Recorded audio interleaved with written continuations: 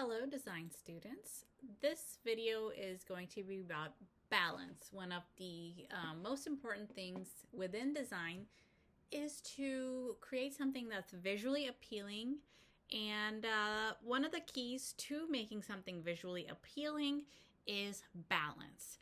So when things are sort of like visually balanced, that meaning there is equal weights on both sides, top and bottom, left and right, on a piece of paper or wall or fabric, whatever you are doing your 2D design on top of, to create that like sense of balance, so that there is like a feeling that something is appealing and not distracting, if that makes sense.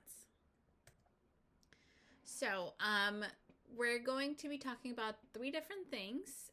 We're going to talk about symmetry within art, asymmetry, which symmetry and asymmetry are kind of like related to each other. And then you have order and golden ratio, which I'll talk about more towards the end, okay? And a lot of this stuff, like order, you're going to be finding more about in the video titled Repetition and Pattern. So a lot of these topics are definitely related to each other. So I'll let you know where to find more information on those. But we're going to start with symmetry and asymmetry. So symmetry is where things are visually balanced in a mirror type of way, okay? So a really important thing about symmetry and asymmetry is this visual line that artists create called an axis, okay? So we can have vertical axis, horizontal axis, different types of axis that we'll talk about. We'll go more into depth with what symmetry is, okay? It's basically a mirror image on two sides of the axis. So here are a few kinds of symmetry. We have bilateral symmetry, which is really common within, I guess, like living organisms.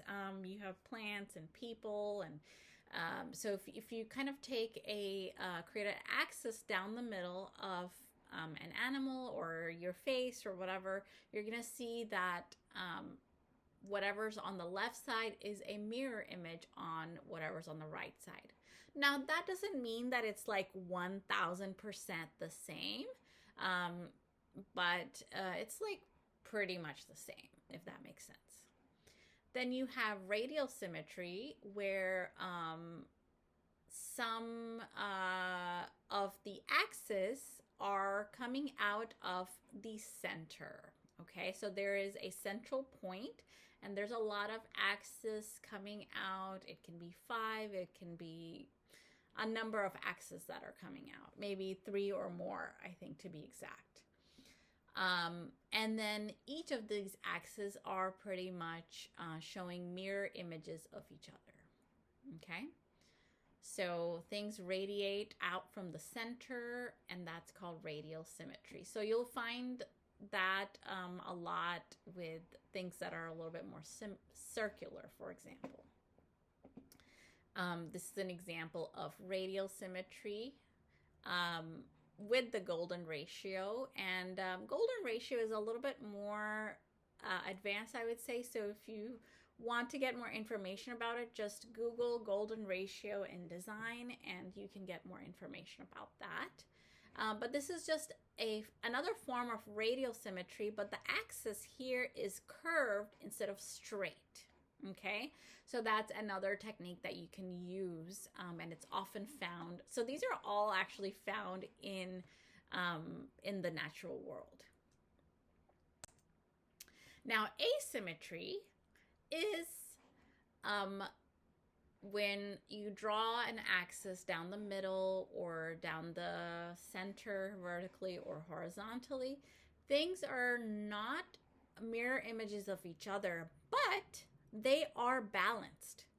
Okay, so for example, when I draw the line down in the middle, we have a car to the left, we have a car to the right, and those kind of balance each other out. Then you have a third car. Where do you place that? If you place it to the left side is going to be heavy. If you place it on the right side is going to be heavy. So you have kind of like, you can place it in the middle and that could solve your problem. But this artist kind of placed it in the middle. More of it is on the right side, but it's being balanced out by this text where most of this text is on the left side. Okay, so it's kind of like playing with counterweights where you're placing some things on the right and balancing them out with some things on the left to create that visual weight that you might do.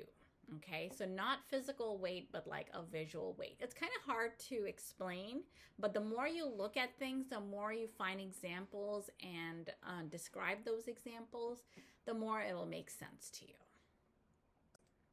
Okay, so I'm gonna show you this piece called the 6 Persimmons and how it's really all about asymmetrical balance. So I'm going to show you this image. This is by Muki. This is called 6 Persimmons. This was created in the 13th century Japan, and a lot of Japanese art, traditional art, is about creating balance when there is no balance. Okay, when there is no symmetry, you can still create a lot of balance. So we're going to look at this image and into really a lot of detail. Okay, so the first thing I did here was I created a horizontal axis that allows me to cut the image on the top and on the bottom. Okay, so now you have most of your persimmons on the bottom. I mean, you have all of your persimmons on the bottom. So you would say that the bottom is quite heavy. But to counterbalance that, the artist created a thicker border on the top. So instead of creating like the same border all around the paper, the top border is darker, it's heavier, it has more detail into it, and that allows you to feel that kind of balance. Okay? So we're looking at these two sections. You have darker, wider border. You have a lot of blank space. Now, you can look at blank space and say it is empty, but sometimes when you have a really big blank space, it becomes a shape itself. So we have, in a way, like this really large rectangle. It's light colored, so it's not super heavy, but it's adding to the weight on top because it's so big.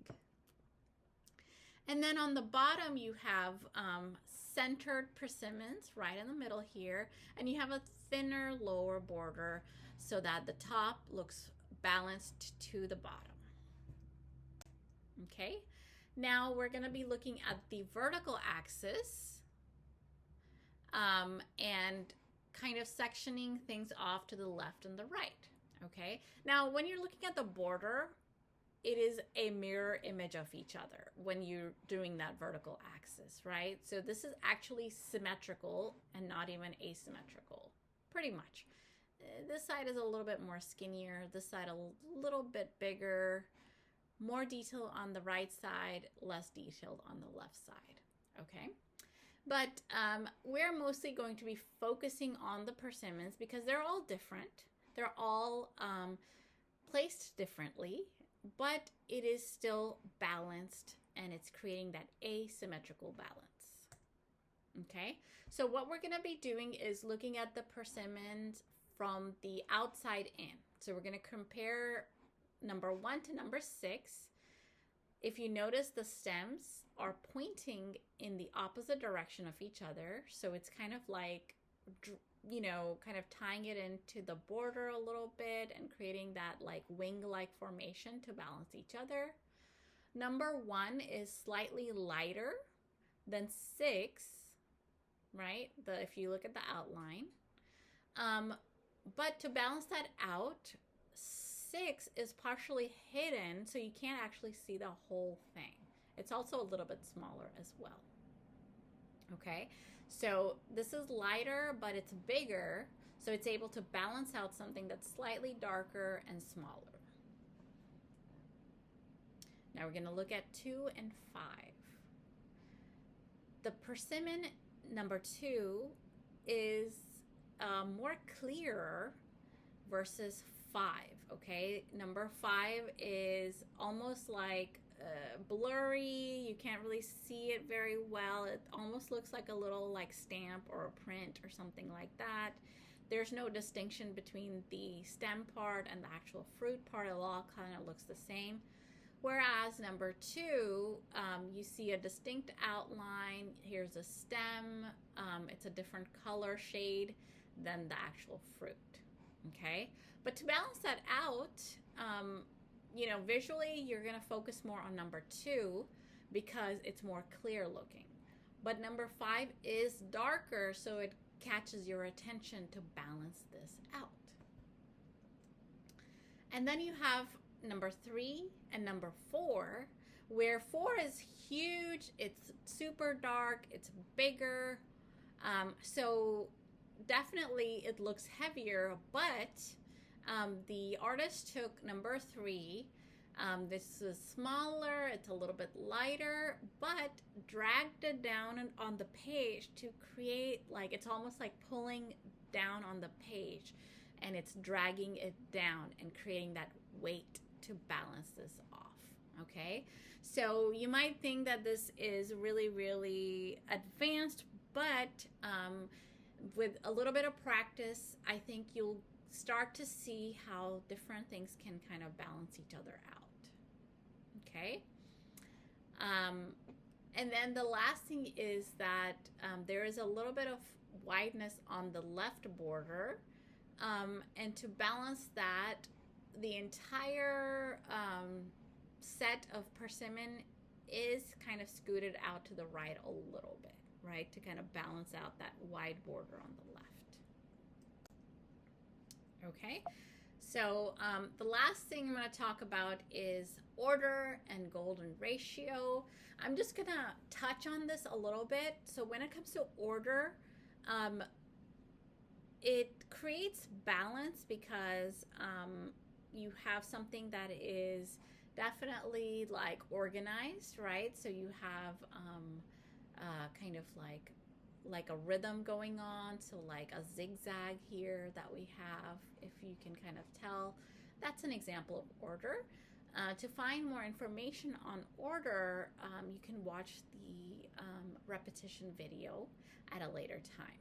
Okay, and then when it comes to golden ratio, the golden ratio is based on a Fibonacci series, which is a pattern where something that's small, it grows and grows and grows and grows with the golden ratio. I believe it's like 1 to 1.6 something something. To find more information about that, we're not going to be really going in depth with the golden ratio, but a lot of advanced artists use this.